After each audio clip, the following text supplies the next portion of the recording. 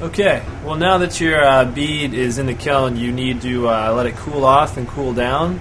So basically I just put it in there, I shut my kiln off, and I'm just going to let the kiln and my bead slowly drop down to... You don't want to take it out of the kiln before it's under at least like 500.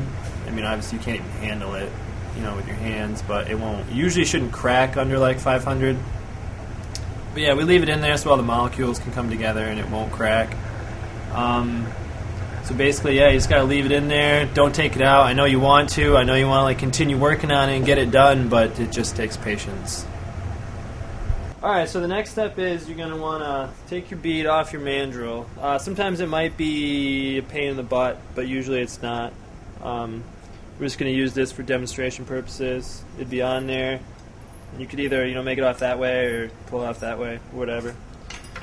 So we're going to take it to, basically we're going to try and get that bead release off, which you don't want in there because it's junky. So we're going to dip it in some H2O, dip it in some water. I'm going to put my drill bit on the drill here. Now we got the bit on there. Turn it on. Basically, just gonna drill it off there. It's really key that you want to keep this stuff wet because the particles that'll like fly up in the air you don't want to breathe. But if you get them wet, the particles obviously will just be wet and they won't get in the air or into your lungs.